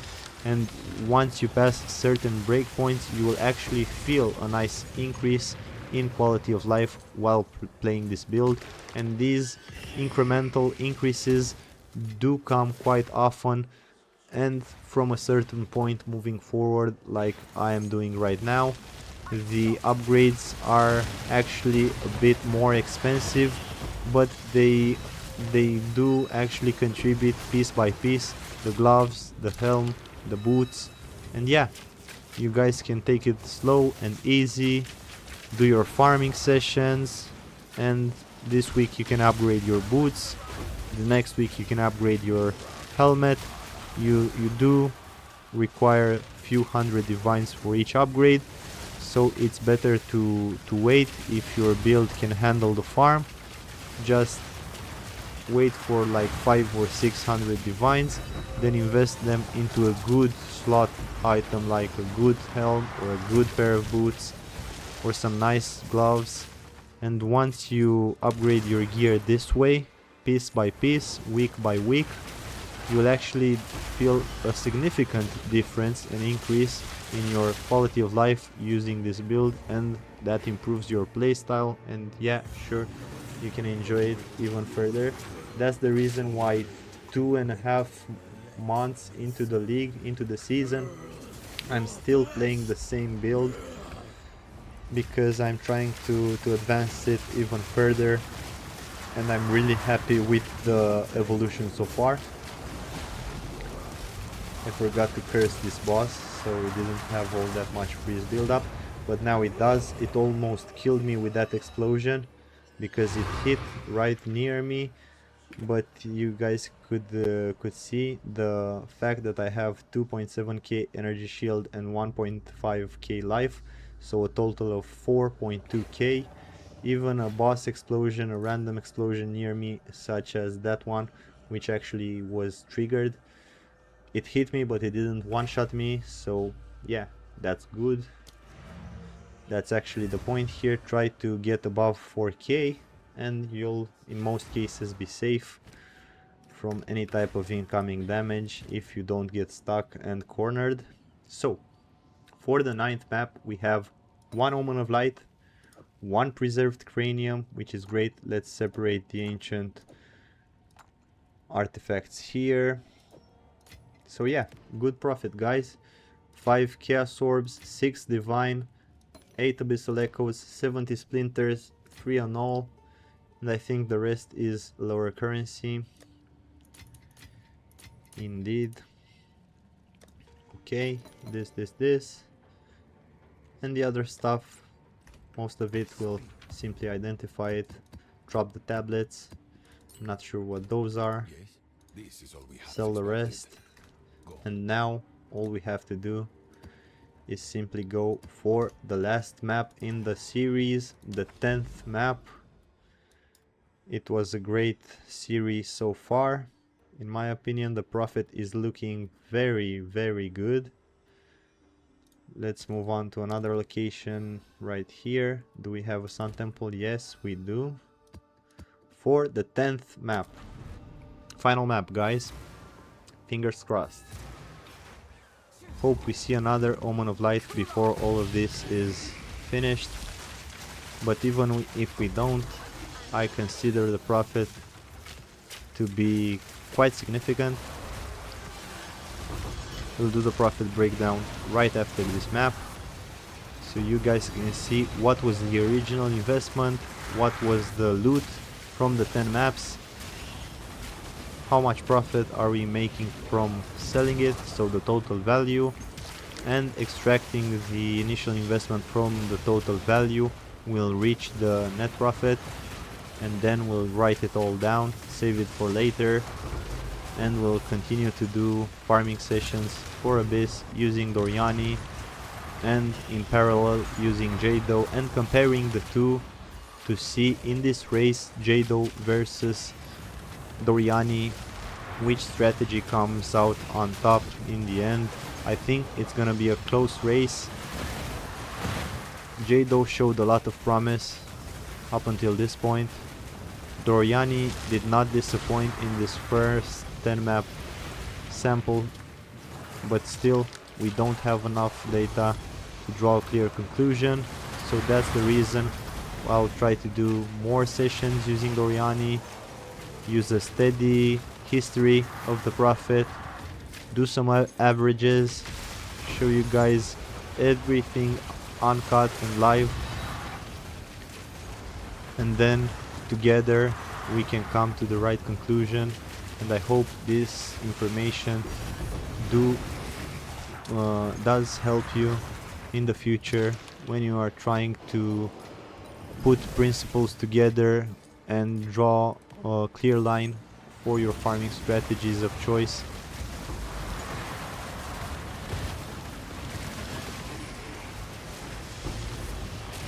Chaos orbs, nothing of great value so far, but we are still hoping for that Omen of Light drop.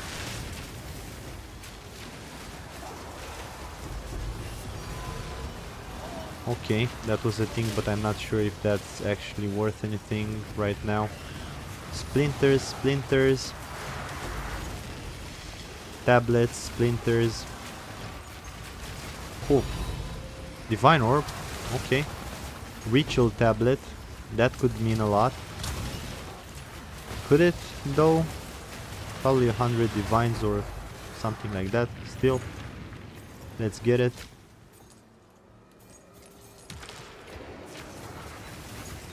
Let's go back to this chest. Abyssal Coffer. Chaos Orb, not bad. Divine would have been better.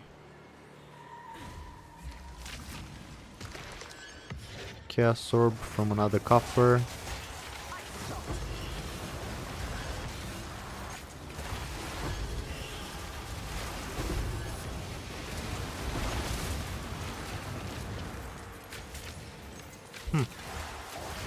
No things in this region? I think not. A Divine Orb, that's better. Okay, so the boss is that way, but first we have to check the most right corner here.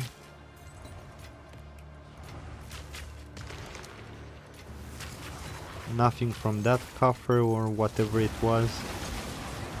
Splinters.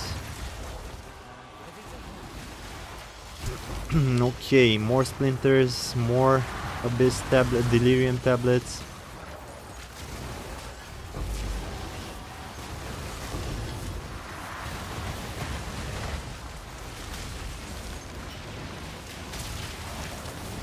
I'm getting the feeling that the amount of splinters we are seeing in these 10 maps is actually a bit higher than the ones we saw with Jado. If that's the case, I'm actually willing to see how many simulacrums we get in the end, because they do contribute significantly to the net profit we are going to count at the end of this video while doing the profit breakdown. So even if they don't look like much, a Divine Orb from a coffer, cool. Simulacrum, Exalted Orb, yeah.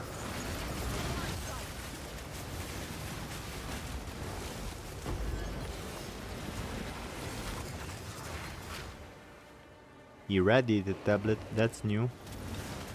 Okay, so I think the abyssal pits for this level are cleared. Let's jump into the next level.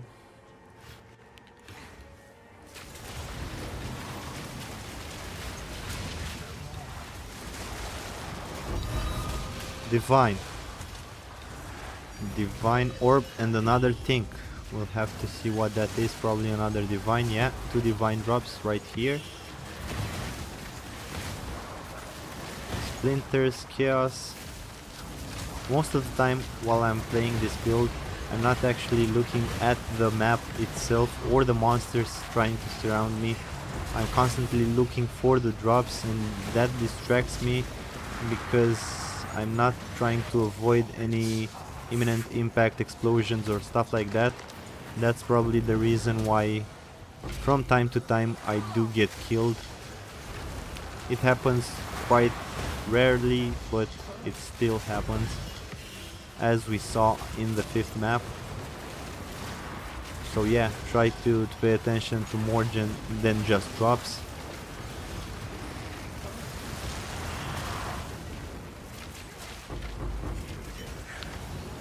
Probably most of you are. I think most of the players, I'm not sure, but I think most of the players simply focus on first clearing the map, then trying to look around for the loot, and then picking it up while it's safe to do so. But most of the time I'm just trying to look at the loot and then pick it up quickly, and sometimes that puts me in harm's way and I die. Doesn't really matter. This is not hardcore. So yeah, it's refreshing to die from time to time. You get humbled by the game. Okay, so Omen of Abyssal Echoes, still no Omen of Light. It would have been a nice drop this map, but yeah. We get what we get. Let's check this out. Greater Exalted, Greater Chaos. Let's try to get that Greater Chaos if we are still spending the time inside this level and around this region. Why not? The monsters are easy to kill. The effects are not all that threatening.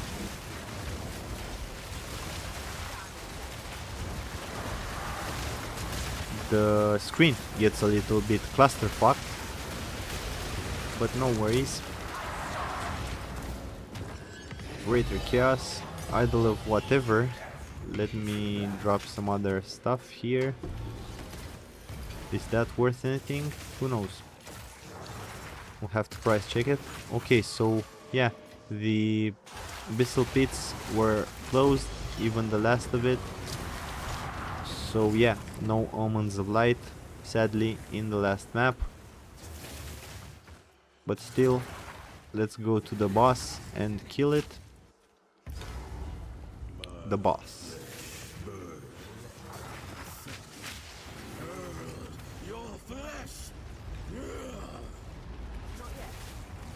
Okay, so Seer of the Sun. Okay. It makes sense. We didn't have the chance to do anything because it got frozen. No cool drops. That was it for the last map. So this is the total of 10 maps in the farming sample session, whatever. Let's count the final drops.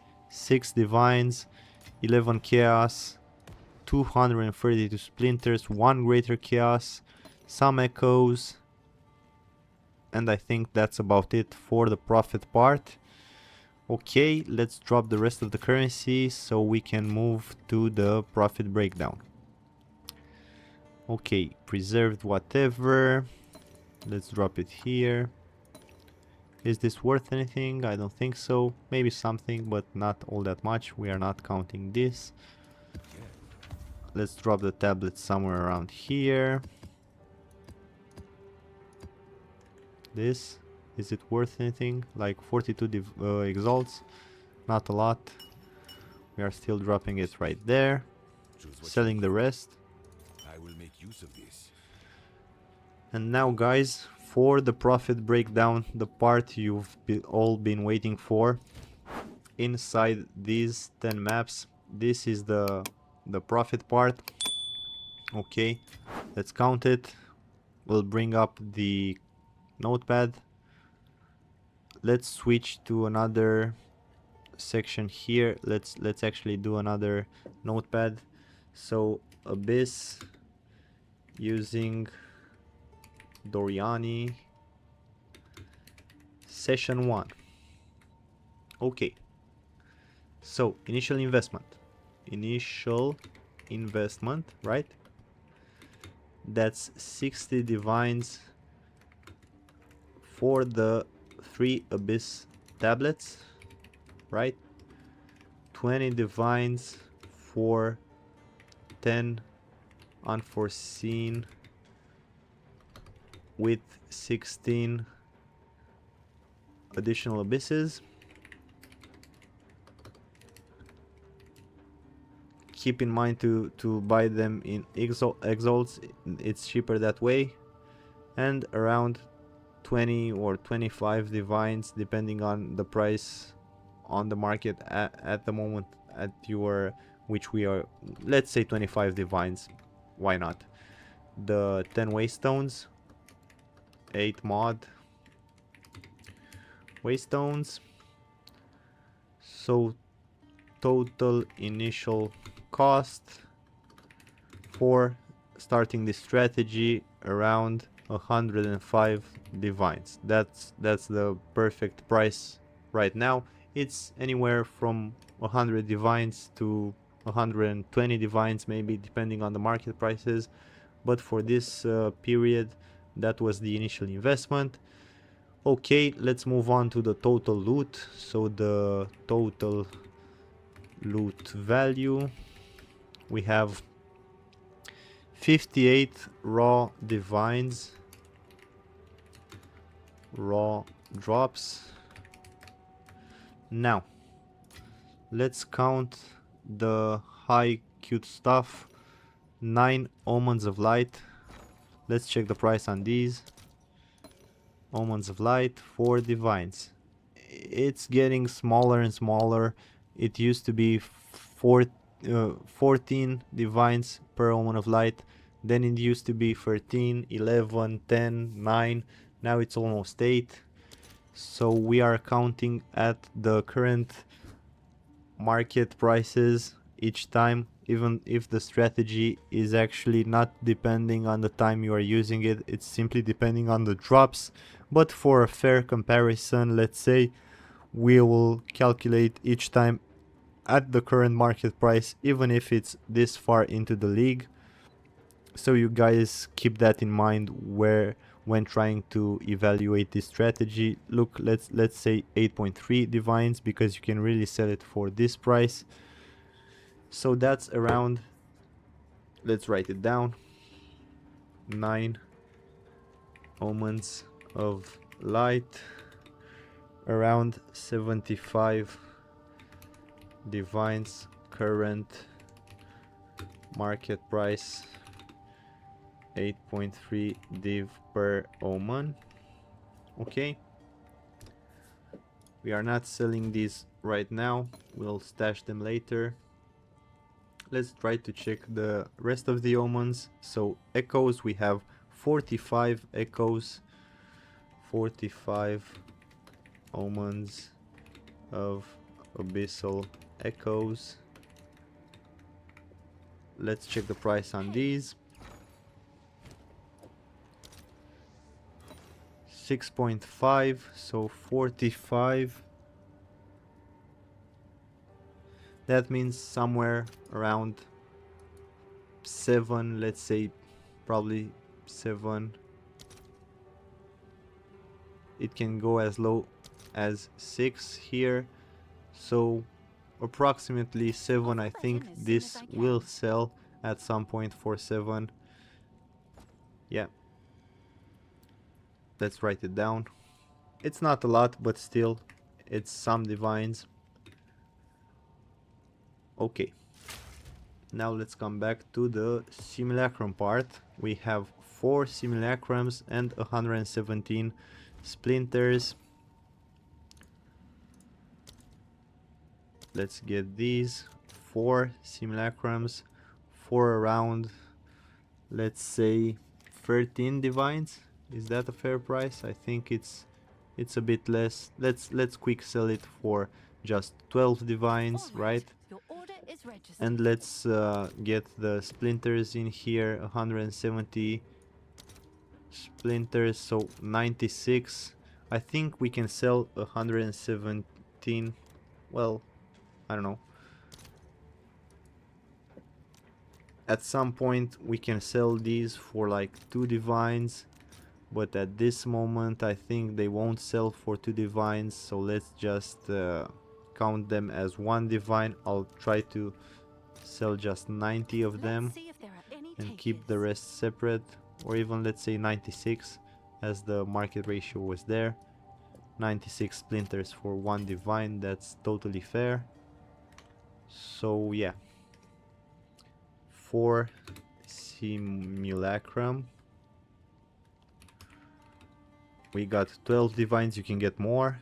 And let's say remaining splinters, 1 divine. It evens out this way, right? Okay, now let's try to convert the annul and the higher currency right here. Let's quickly check these. 9 annul for like, let's say 4. That's a good price. 9 annul, 4 divine. Okay, 9 annul, 4 divine. That's a good price. Perfect. Exalted, we can sell it, quick sell it for just 2 divines. Let's get the profit on these and drop them into the stash. So we had 1 perfect exalt, 2 divines. Let's check the greater chaos. So that's 4 greater chaos for 1 quick divine. Let's do it this way. And we still have a greater chaos, right? So we sold 4 greater chaos for 1 divine, 1 greater chaos left. Another went so the 9 on all went through for those 4 divines. Okay, let's count the chaos orbs. We have 90 chaos orbs. 90 chaos orbs. For how many divines? Probably 10 or 11 at best, but still something. Oh, they got cheaper in comparison to divines. I think we can actually get 8. Let's sell it for 8. Why not? Let's make someone happy. 8 divines, and we have some left for a quick sell. 8 divines plus some left. We are just counting the 8 divines, why not? Okay, we have some remaining stuff right here. Let's quickly check these. So the Grand Project, it's actually selling through the shop. Let's check it. 6.8 divines selling into exalts. I'll try to sell it for 6 divines, just 6, not 6.8. We'll see if this buy goes through. If not, I'll switch to exalts, which equivalent value is around 5.8 or 6 divines. So we are now waiting for the trade to go through. And 1 Grand Project, 6 divines. Let's say even if it goes for 5, it's still a close value. Let's check the crisis fragments. So faded crisis fragments, 2 of them are worth like almost 9 divines. We'll list them for this because the offer here on the market is even better. So the crisis fragments somewhere, yeah, the grand irradiated tablet just sold for those 6 divines. I think we can get 7 for that, but 6 it's enough. So let's quickly list the 2 faded crisis fragments for 9 divines, right? Let's get a feel for the ancient rib. This is 3.4 divines. Yeah, we sold the fragments already. So the ancient rib, I can sell it for 3 divines and make someone happy. Just 3 divines for the ancient rib, even if it's better than that one. Ancient rib, 3 divines, 3.4 on market. Just listing that for info, but we are happy with the trade. This jawbone is actually 2.65. I'm gonna quick sell it for just 2. Right? That's nice of me. Maybe. Let's check it. 1 ancient jawbone, 2 div, 2.67 on market. Got a typo there. Okay, we still have the preserved cranium, which used to be 14 divines, but now I think it's just 9. Okay, 9 divines for one of these. I'll post it right away. So yeah, 1 preserved cranium, 9 divines, and now for the fragments. 8.67, so 2 of them can go for around 17 divines for a quick sell. I'll fill that in as soon as I can. 2 fractured orbs, 17 divine. Fracturing orb, right? Okay. So that's for the most part. The currency, the cells went through most of them. And now let's quickly Let's quickly do the math here. So total value in divines, let's check it. 58, then we have 75, another 7 plus 12 plus 1 plus 4 plus 2 plus 1 plus 8 plus 6 plus 9 plus 3 divines plus another 2 and plus 9 plus 17. That's about it. So we have 214 divines. Okay, now net profit is 214 minus 105, sorry. So that results in 109, right? Divines in 10 maps. That's great. That's great, guys. For a farming session using Doryani, 109 divines in 10 maps, the net profit is actually great considering the fact that Omens of Light have gone down significantly in price, the fact that simulacrums here can be sold for even higher price, abyssal echoes are worth almost nothing.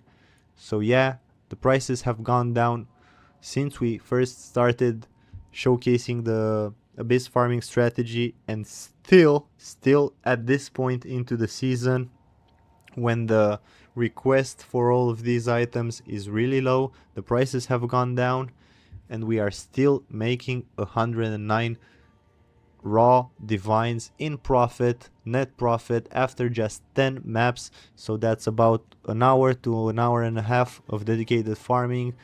Keep your attention going inside the farming session. Try not to die.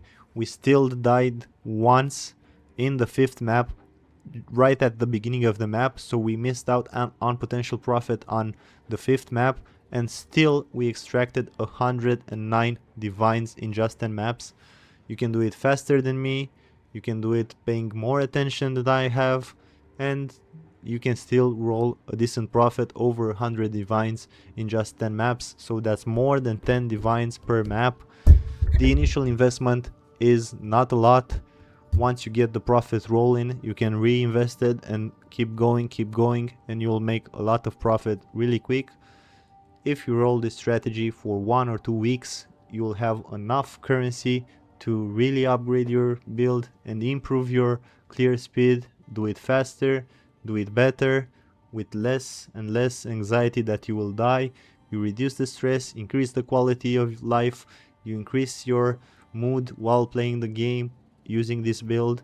You farm faster, you farm better, it's rewarding, it's fun, you get a lot of profit reinvested in the build. Keep going, and if you really enjoy the strategy and the info here, I really do hope you hit that like button, support this channel, give me a subscribe, keep me motivated to keep going with the farming strategies. I will nonetheless, no matter what happens, but still, I really do enjoy if you guys leave a comment in the comment section and give me more ideas, give me your results if you are using these strategies.